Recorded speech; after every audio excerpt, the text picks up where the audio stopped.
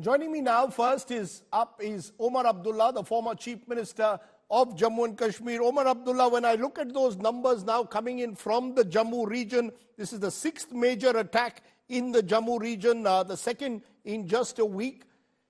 Do you fear that Jammu is becoming the vulnerable spot now for cross-border terror and terror activity in the entire Jammu and Kashmir region? Is that really should be a cause of great worry? I think it should be a cause for worry. I think we should look long and hard as to what has happened to allow this spurt in violence in Jammu region. This region had been almost entirely cleared of any terror activities over the last few years. It's only in the last, I think, 2-3 years that we've seen a spurt of attacks in Pir Panchal and in the Chenab Valley region, recently in Kathua. So if you look at it, hitherto completely peaceful areas of Jammu are now the most violent parts of J&K. And somebody has to be held to account for this, because clearly the eye has been taken off the ball. A certain amount of laxity has set in, and we are paying the price for it. Our brave soldiers are paying the price for it.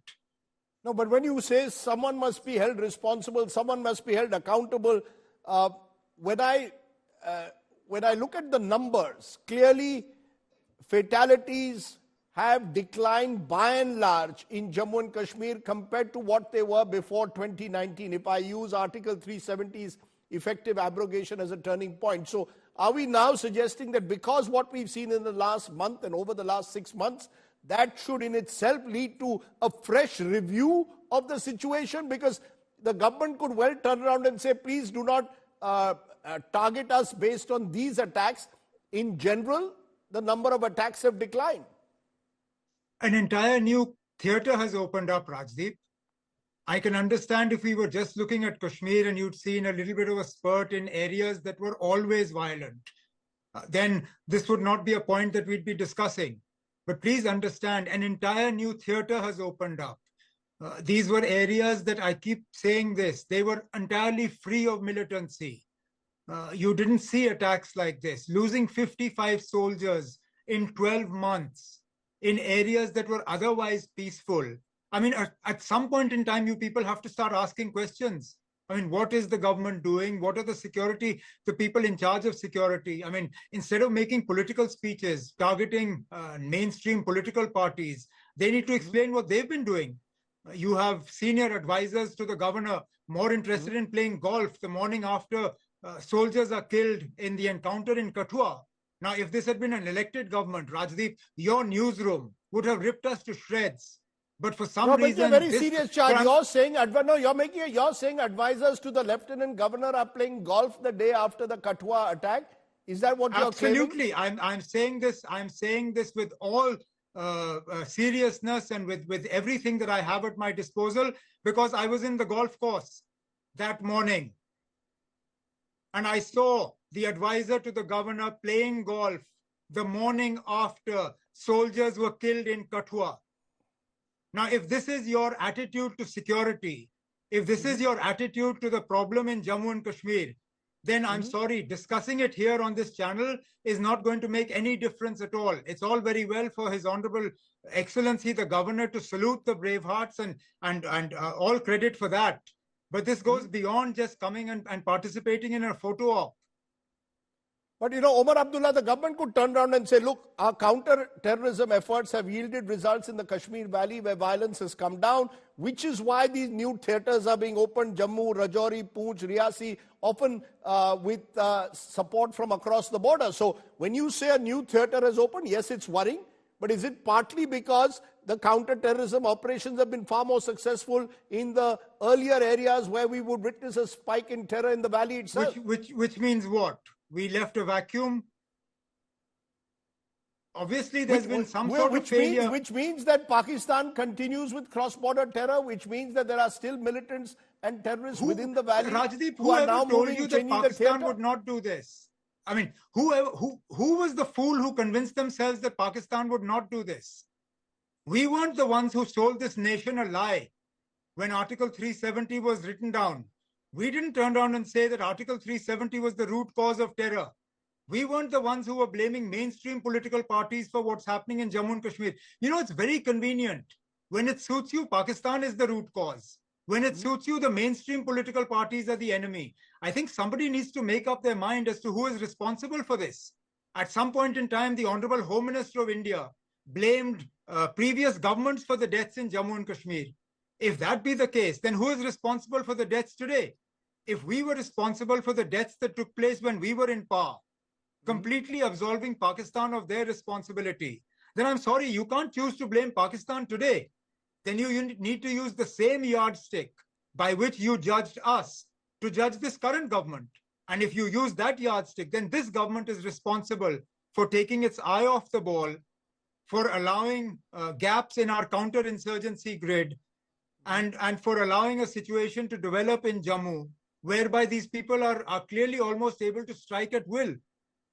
But there is a fear that highly trained terrorists from across the border, as well as a certain radicalization that has taken place on the ground, are creating an extremely troubling situation. This is a situation that will require very careful handling without the usual political blame game. Very convenient. When it comes to holding mainstream political parties and past governments to account, then the political blame game is fine. But suddenly today, because you have a union territory governed directly by New Delhi, then you want to turn around and say, well, actually, no, the political blame game doesn't work. You can't have your cake and eat it too. That's my limited point. I'm all for no political blame game. But then please use the same yardstick for the entire period between 1990 and now. You can't choose who you want to blame depending upon when the attacks took place. What have the mainstream parties done, though, is what the sources in the government will say. Have they done enough to support government efforts in these counter-insurgency, counter-terror operations? What do you want us to do, Rajdeep? In which way have we hindered these efforts? In which way have we sabotaged these efforts? In fact, I will turn around and ask this government what they have done with their political experiments and games that they've played, the situation that they created in North Kashmir, which has opened an entire new can of worms for us to deal with.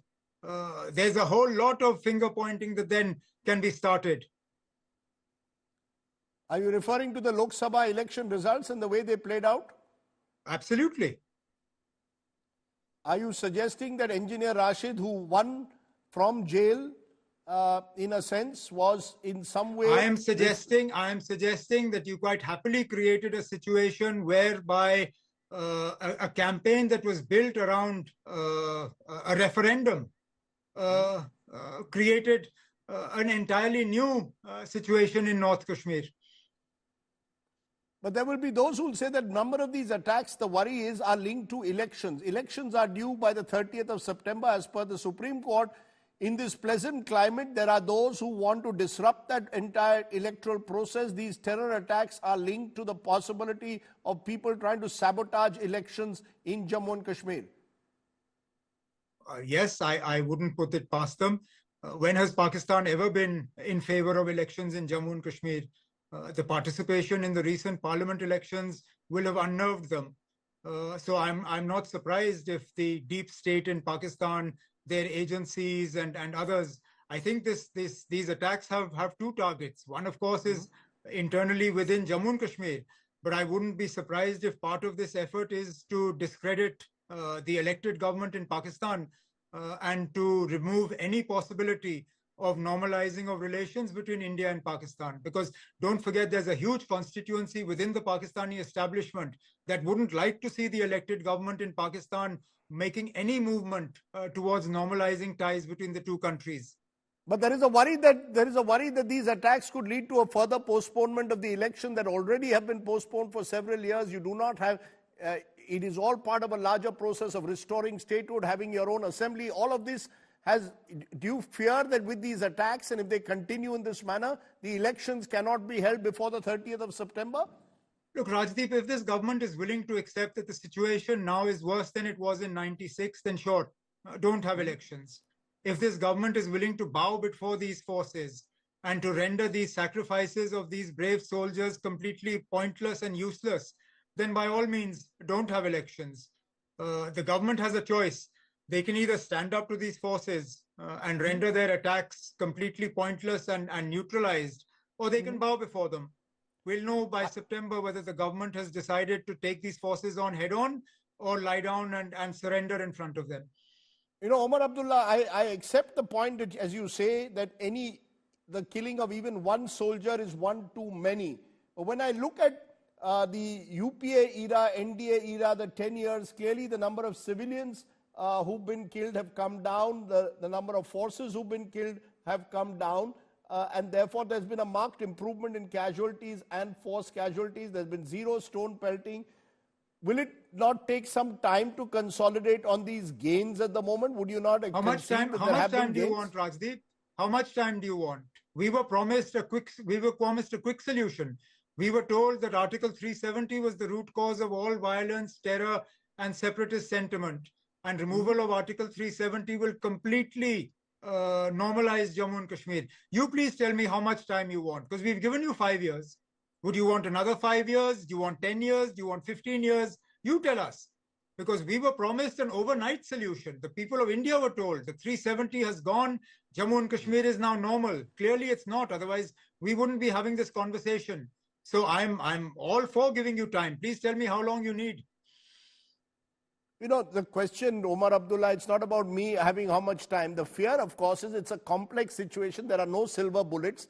Every time there is a terror attack, the situation worsens. As you said, a new theater has opened. I ask you, therefore, do you see a solution?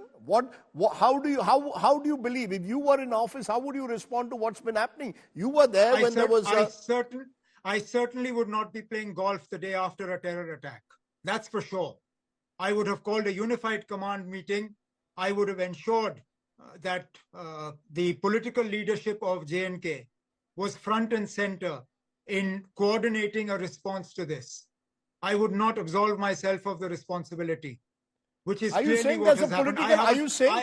I have not seen the Lieutenant Governor of Jammu and Kashmir conduct any meetings after this spurt in terror. The only meeting that was held by the Union Home Minister. The unified command, at least until we had an elected government, was headed by the Chief Minister, with the 2 corps commanders as security advisors. I haven't seen anything of that nature since these attacks started. In fact, all I've seen is the chief of J&K police playing politics. So, you know, because the chief of the J&K police has made certain strong observations, as you might have noticed, Omar Abdullah. For example, he made a comment that he's accusing a section of people of running with the hare and hunting with the hounds, that Jamaat support is being taken to win elections. Does that worry you that this radicalization, in a sense, is being blamed by the police on possibly politics? Look, the Jamaat-e-Islami has always been a political organization. In fact, parties close to the BJP, their B team and C team, which assisted them in this recent parliament election, the candidates that the BJP supported in this parliament election have been reaching out and trying to garner support from the Jamaat-e-Islami. So when the DG makes those remarks, even though I'm sure they were intended more for the PDP and perhaps the National Conference, I dare say he's actually probably struck a chord with parties that are closer to the BJP today. But how would you respond to those who say that you're running with the hare and hunting with the hound? By reminding them that a party like the National Conference has lost more than 3,000 workers to the bullets of terrorists and the bombs of militants since militancy broke out in Jammu and Kashmir. After the armed forces, the Jammu and Kashmir National Conference has lost the largest number of members. If we were hunting with the hares and running with the hounds, we certainly wouldn't have lost the thousands that we did.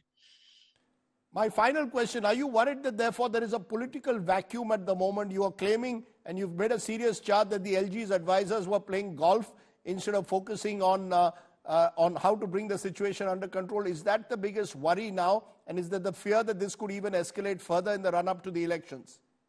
Unless you involve the local population in denying support to these militant and terrorist outfits, you will have a problem. And you will not be able to get the local population on board unless the government has contact with the local population. This government in Jammu and Kashmir today is completely divorced and disconnected from the people of Jammu and Kashmir. Until you have an elected government with elected representatives in place to ensure that these areas that were otherwise peaceful, that support for these militants, logistical support completely dries up, this problem will fester. And therefore, the sooner you have elections, the sooner you involve the local population in stopping this situation, the better. Okay. Let me leave it there, Omar Abdullah. I appreciate you joining us. Very strong words that you've given us here today to really trigger up a further debate. But I appreciate you joining us and doing some plain speaking here on the show tonight.